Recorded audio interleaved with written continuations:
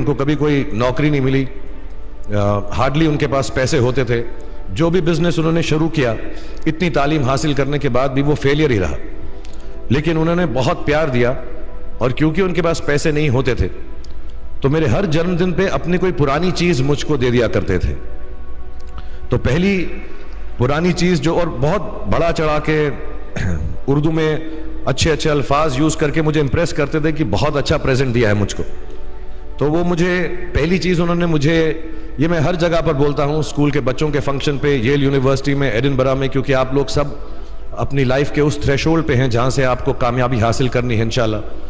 सो पहली चीज जो उन्होंने मुझे दी थी, उन्होंने मुझे अपना शतरंज का सेट दिया था, टूटा फूटा सा।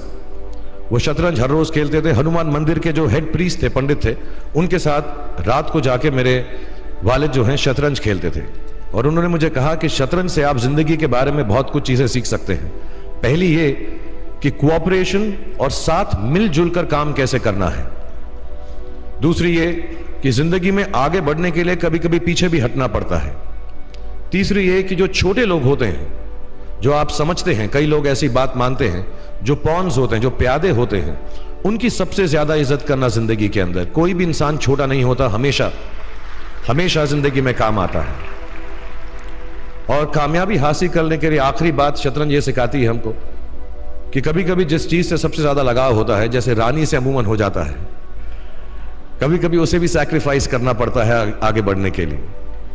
दूसरी चीज जो उन्होंने मुझे दी, मेरे पास है वक्त, 2 मिनट बोल सकता हूं मैं, सॉरी। दूसरी चीज जो उन्होंने मुझे दी थी, वो एक टाइपराइटर दिया था। आज के जमाने में आई डोंट थिंक किसी को, बहुत सारे बच्चे होंगे यहाँ पे जिनको मालूम भी नहीं होगा टाइपराइटर कैसा लगता है। अब सब कंप्यूटर पे काम करते हैं। तो टाइपराइटर के ऊपर जब आदमी लिखता है और अगर गलत लिखता है तो उसको मिटाने में बहुत तकलीफ होती है। So you have to be very diligent, बहुत ध्यान से लिखना पड़ता है। हम गलती नहीं कर सकते। और टाइपेक्स यूज करते थे टाइप को निकालने के लिए, कभी उंगली फंस जाती थी उसकी कीज के बीच में, मगर बहुत मेहनत से, बहुत डिलिजेंस से काम करना पड़ता था। तो जब मैं उस पर टाइपिंग सीखा स्कूल में कॉमर्स करते वक्त, so the only thing I realise is that practice makes you perfect. तो जो भी काम आप जिंदगी में करें उसको डिलिजेंस से करें, ऐसा करें कि कोई गलती ना हो, अपना पूरा दिमाग लगाकर करें, सोच समझ कर करें। ऐसे करें कि यह काम जिंदगी में आपका पहला काम है और इसके बाद आपको मौका नहीं मिलेगा, और शायद यह काम आपका जिंदगी का आखिरी काम है, इसके बाद फिर मौका नहीं मिलेगा। So do it with that kind of diligence. तीसरी चीज उन्होंने मुझे कैमरा दी थी, क्योंकि बहुत गरीब थे, वो कैमरा चलता नहीं था बिल्कुल भी, सिर्फ उसके व्यू फाइंडर से बड़ी अच्छी अच्छी तस्वीरें दिख जाती थी, लेकिन खिंचती बिल्कुल भी नहीं थी। और इससे मुझे उन्होंने सीख दी कि जो हमारी क्रिएटिविटी होती है, हम जो भी, कभी कभी हमारी हॉबी होती है, कभी कभी हमारा उससे प्यार होता है, लेकिन हम उसको अपनी नौकरी नहीं बना सकते, अपना काम नहीं बना सकते। बहुत कम लोग ऐसे फॉर्चुनेट होते हैं जैसे मैं हूं कि जो मेरी हॉबी थी, जिस चीज से मुझे प्यार था, कलाकारी से, एक्टिंग से, वो मेरा पेशा भी बन गया। अमूमन ऐसा होता नहीं है, लेकिन जो हमारी कला है, चाहे वो पोएट्री है, चाहे वो लिखना है, चाहे वो पेंटिंग है, चाहे जो भी चीज, गाना है, अकेले में गाना है, हमारी क्रिएटिविटी जरूरी नहीं है कि दुनिया एक्सेप्ट करे। जैसे उस कैमरा की तस्वीरें दिखती नहीं है, लेकिन उसमें देखने से खूबसूरत लगता है हर कुछ, वैसे ही आपकी जो क्रिएटिविटी है वो अपने लिए रखें। क्योंकि जिंदगी में कभी ना कभी, कहीं ना कभी ऐसा मुकाम आएगा जब आप बहुत अकेला फील करेंगे। हो सकता है दुख का समय भी आए, उस वक्त आपकी जो क्रिएटिविटी है वो आपकी सबसे अच्छी दोस्त होगी, दुनिया उसको माने या ना माने। मैं बहुत खराब पोएट्री करता हूं, लेकिन जब भी दुखी होता हूं तो लिख लेता हूं। सराफ साहब से मैं अब सीखना भी चाहता हूं। मैं रेखता पे जाऊंगा, मुझे लगता है ये कमाल की साइट है, थोड़ी मैं शायरी वगैरह सीखूंगा। मेरी शायरी बहुत खराब है कि हमने तुम्हारी याद में रो रो के टब भर दिए, वो आए और नहा कर चल दिए। इस लेवल की पोएट्री है। लेकिन जब दुख होता है, ये भी बैठकर जब लिखता हूं तो बहुत दिल को शांति मिलती है। आखिरी चीज मेरे वालिद जी ने मुझे दी थी, वो दोनों मिक्स है, मैं जल्दी खत्म करता हूं क्योंकि आप लोगों के पास वक्त नहीं है, आप लोगों को अपनी डिग्रीज लेनी है, सोच रहे होंगे इतना वक्त जाया कर रहा है हमारा ये। तो मैं जल्दी से बताता हूं। एक, उन्होंने मुझे कहा एक सेंस ऑफ ह्यूमर हमेशा रखना, जिंदगी में हंसते हमेशा रहना, एक चाइल्ड लाइक इनोसेंस जरूर रखना। जैसे एक छोटे बच्चे की जो एक इनोसेंस होती है, जो उसका दुनिया की तरफ जो नज़रिया होता है बड़ा इनोसेंट सा होता है, उसमें कोई खामी नहीं होती, गलती नहीं होती, अभी दुनियावी बातें नहीं आई होती, तो वैसे ही रखना। कई बार बचपन में मैंने जब बदतमीजी की या कोई गलत काम किया तो उन्होंने सेंस ऑफ ह्यूमर से मुझे बचाया।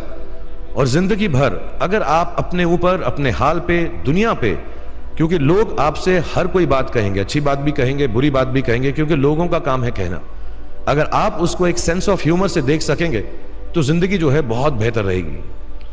And last not the least, what my father gave me, what my mother gave me and what your parents have given you, आपके जो पेरेंट्स हैं जो आपको दिया है, वो सबसे बड़ी गिफ्ट है, गिफ्ट ऑफ लाइफ।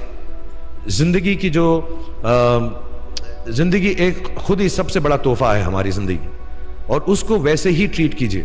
जिंदगी के अंदर जो भी मुकाम आए, जैसी भी चीजें हो, अच्छा हो, बुरा हो, कभी अंधेरा हो, कभी उजाला हो, हर चीज को रिस्पेक्ट कीजिए और जिंदगी में ग्रेस रखिए हर इंसान की तरफ। हर इंसान जो भी आपसे जो भी बात करेगा वो अपनी मुसीबत के हिसाब से करेगा, अपनी हैसियत के हिसाब से करेगा, कभी गलत बात भी बोलेगा, ऊंची बात भी बोलेगा। जब आप काम करेंगे, जब आप बड़ी बड़ी कंपनीज के अंदर नौकरी हासिल करेंगे, आपका हमेशा झगड़ा रहेगा, जो मेरा जूनियर है वो ऐसी बात करता है, मेरा सीनियर जो है ऐसी बात करता है। लेकिन सब जो हैं जिंदगी से जूझ रहे हैं, इस जिंदगी में कुछ बनने की कोशिश कर रहे हैं। सो वो ग्रेस जो है, वो लीवे जो है, हर किसी को दीजिएगा जो आपके साथी हैं, जो आपके साथ साथ काम कर रहे हैं, जो आपका साथ काम नहीं भी कर रहे और जो आपका साथ नहीं भी दे रहे। ग्रेस से बड़ी चीज आप जिंदगी को वापस नहीं लौटा सकते। ये 4-5 चीजें याद रखिएगा। याद रखिएगा, नहीं रहे तो कोई बात नहीं।